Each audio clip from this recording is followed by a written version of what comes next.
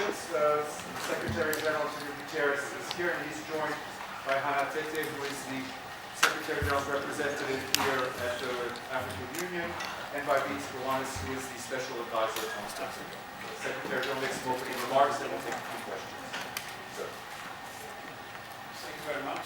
Good evening, everybody. I'm very grateful for your presence. Many see Africa as a continent with problems.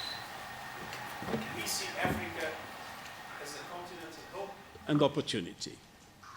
Of course, there are many problems in the African continent. There are many unsolved situations. There are many conflicts. We have, as it was said this morning, a very serious problem of refugees and displaced persons. But it is also true that it is in Africa that we are now signals that conflicts can be resolved and that conflicts can be avoided. In the last few months, we've witnessed a meaningful change in South Sudan.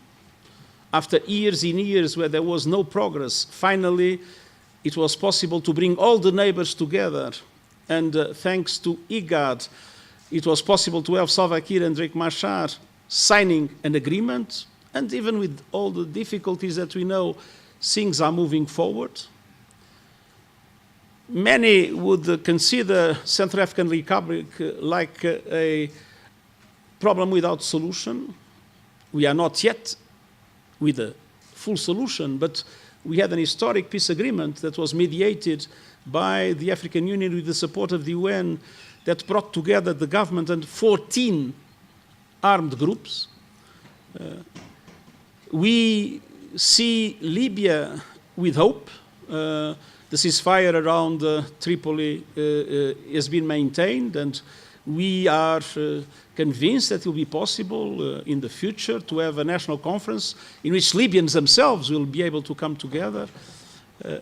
We have seen that elections that many considered would lead inevitably to conflict, even civil war, took place sometimes with complaints, but always in the context of the legal and constitutional mechanisms of the countries involved, be it in Mali, be it in the DRC, be it in Madagascar. And so conflict prevention and conflict resolution are working in Africa. And I believe that the combination of efforts of the African Union and the UN has been a very important instrument for it, which means that multilateralism, network multilateralism, is proven to be useful in today's world.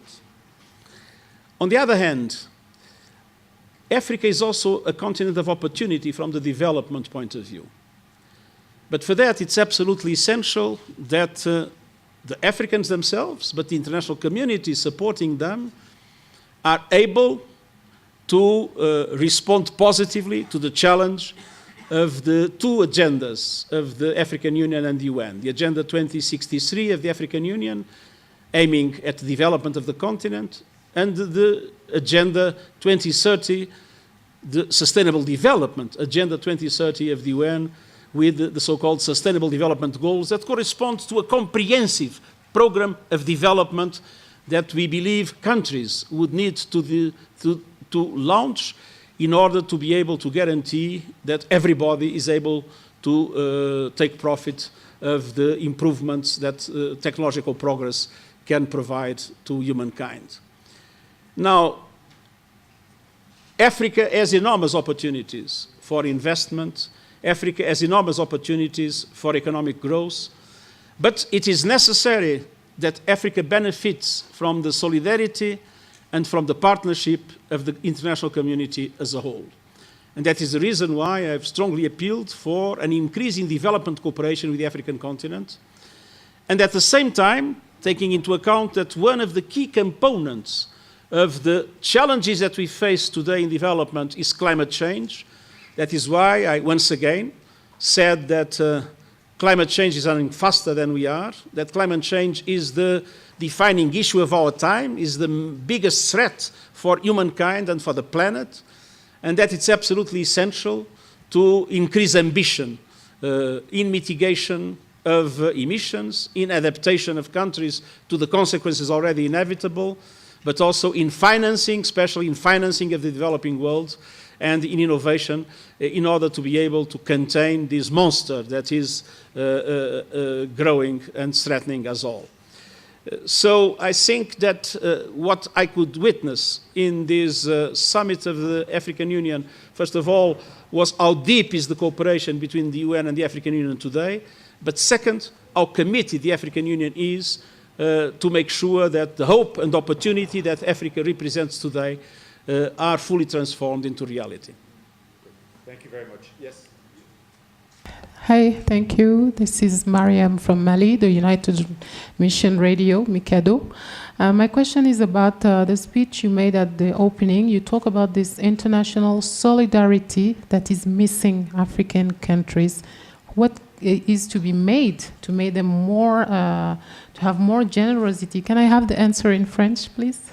Well, I think I mentioned it very clearly when we discussed migration, refugees, and internally displaced. Africa has shown a remarkable solidarity in relation to refugees. All African borders, I was High Commissioner for 10 years, all African borders have been open. And I've seen very poor communities receive refugees and give them what was even scarce for the communities themselves. And I believe this generosity, this solidarity needs to be matched.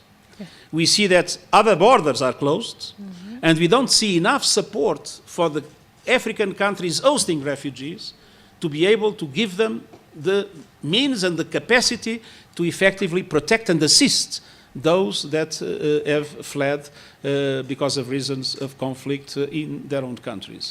Please, on the other hand, it is also true that from the migration point of view, there are more African migrants in other African countries than African migrants in Europe. And I believe that it's essential to have a more effective international cooperation between countries of origin, countries of transit, countries of destination, and that was exactly the objective of the compact that was approved in Marrakech. Bonsoir. Bonsoir, monsieur le secrétaire général. Je suis Awa Abdi de Al Jazeera. Donc, effectivement, comme vous avez parlé de Al Jazeera. Oui, oui. Oui. Alors, ma question, monsieur le secrétaire général, concerne sur la question migratoire. On ne peut pas résoudre la question migratoire sans parler des causes, notamment les causes politiques, c'est-à-dire l'absence de la démocratie, de la bonne gouvernance, mais aussi l'absence totale dans des pays africains de droits de l'homme. Donc, est-ce que vous avez parlé de ces questions avec les leaders et les présidents africains et quelles sont les solutions proposées par les Nations Unies pour trouver des solutions et des issues à cette cause? Ma deuxième question concerne la solution de la Libye, la situation de la Libye. Merci beaucoup. Bon, premièrement, les causes fondamentales des migrations sont économiques. Et elles sont dues aux différences de développement qui existent. Et ces différences de développement ont des explications qui sont très complexes, qui vont des origines. Il faut analyser les conséquences du colonialisme. Il faut voir toute une série de choses qui sont interliées et qui, naturellement, font que beaucoup de pays africains soient dans un niveau de développement beaucoup moins fort que d'autres régions du monde. Mais c'est vrai qu'il y a aussi des problèmes de gouvernance, et c'est vrai qu'il y a aussi des problèmes de droits de l'homme, et ces problèmes sont exactement dans le centre de la coopération entre l'Union africaine et les Nations unies. On a eu d'ailleurs très récemment le premier rencontre formelle des deux organisations sur les droits de l'homme. Et les questions de gouvernance sont aussi des questions centrales. Parce que nous savons qu'il faut augmenter l'investissement en Afrique, mais nous savons qu'une partie de cet investissement, notamment l'investissement privé, exige aussi des conditions de respect des lois, des conditions de gouvernance, de la lutte contre la corruption, pour que les choses puissent aller devant. Alors, il faut travailler dans tous les dossiers. Il faut travailler dans le dossier de la coopération pour le développement, il faut augmenter l'appui, notamment l'appui financier à l'Afrique, mais il faut que l'Afrique fasse son travail, fasse ses réformes, combatte elle-même la corruption et que les droits de l'homme puissent être au centre des préoccupations des Africains. Sur la question de la Libye, monsieur le secrétaire général, vous Sur avez la Libye? Oui, exactement. Quel est le résultat? Est-ce qu'il y a une coordination entre les organisations internationales pour trouver une solution durable à la question de la Libye? Il y a un dialogue entre les Nations Unies, l'Union africaine, la Ligue arabe, l'Union européenne, mais je crois que maintenant la question centrale, c'est de faire que les Libyens eux-mêmes puissent assumer la direction de la solution des problèmes libyens.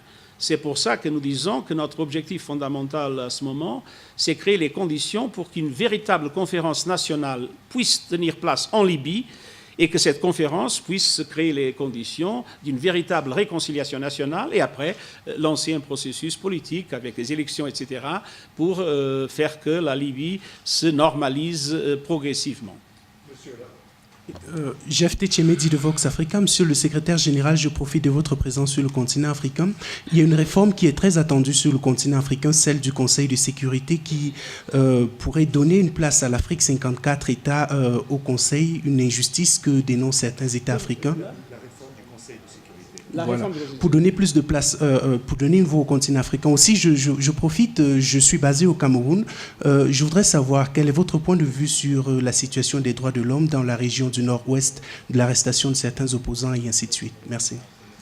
Bon, premièrement, c'est évident que le Conseil de sécurité a été formé quand le monde était différent.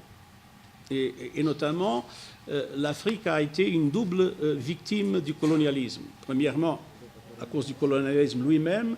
Deuxièmement, parce que les indépendances ont été tellement tardives que beaucoup des institutions internationales étaient déjà largement en fonction quand la plupart des pays africains ont accédé à l'indépendance. Ça veut dire que le poids de l'Afrique, le poids institutionnel de l'Afrique en général dans les institutions internationales ne correspond pas à la réalité africaine d'aujourd'hui. Et ça, c'est particulièrement vrai dans le contexte du Conseil de sécurité. Moi, j'ai toujours dit qu'il n'y aurait pas une réforme complète des Nations Unies sans réforme du Conseil de sécurité, mais nous connaissons aussi les difficultés de cette réforme du Conseil de sécurité. C'est évident que l'Afrique est aujourd'hui sous-représentée face à ce que le continent africain représente lui-même. Nous accompagnons avec beaucoup d'intérêt et préoccupation la situation que vous avez référée.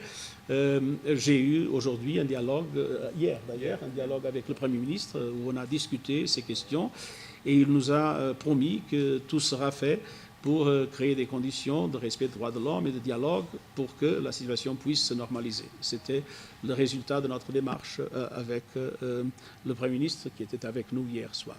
Hier soir. Yeah. Dr. Guterres, meu nome é Ernesto Bartolomeu, eu sou da televisão de Angola.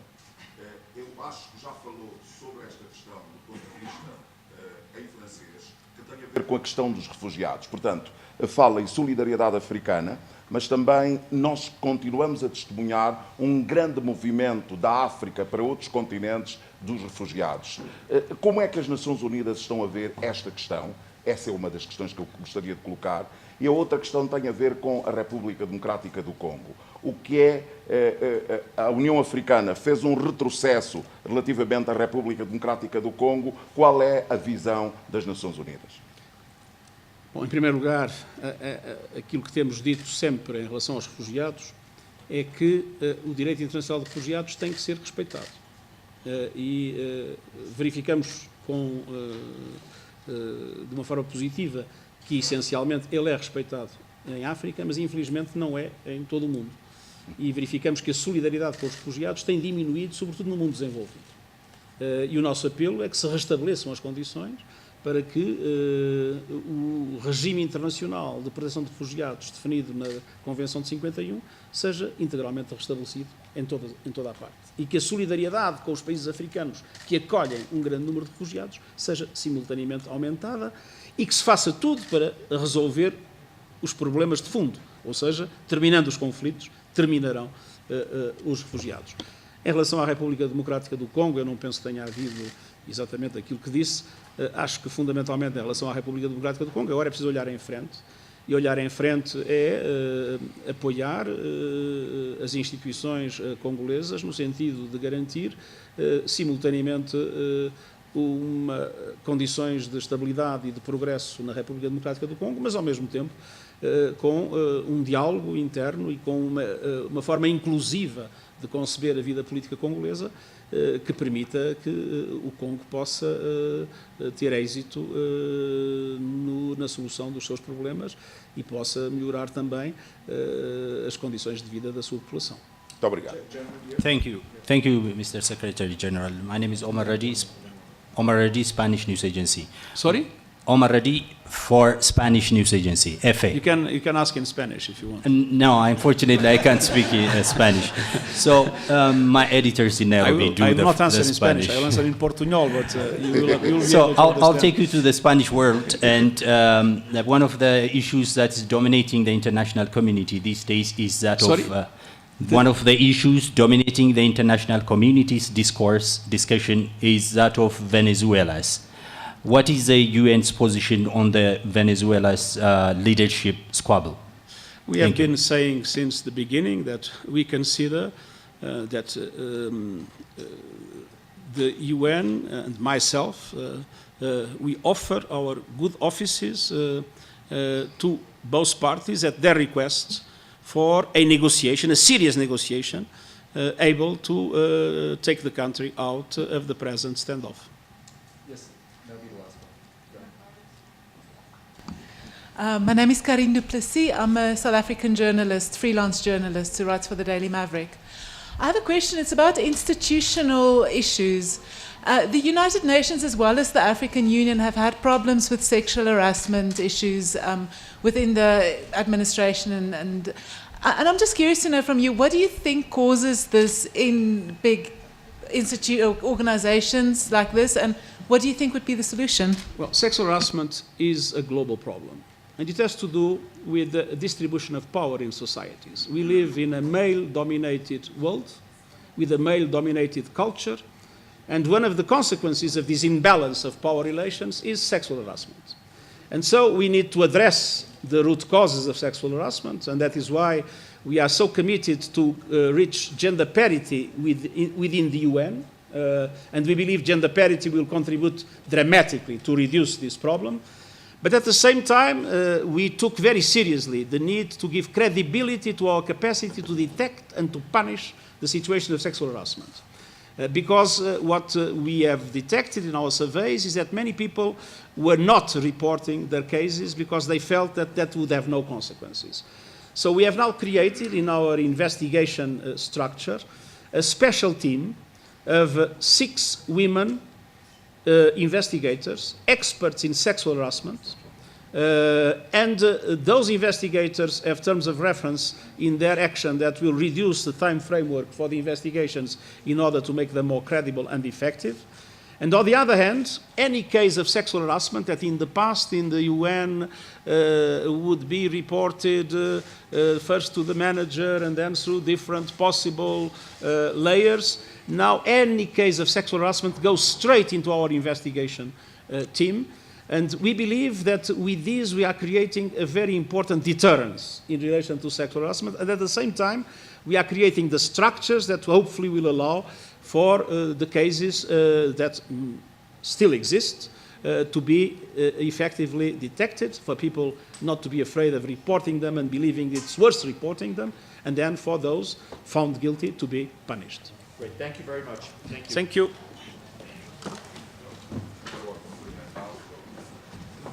All the best. Merci. Shukran. Obrigado. Gracias.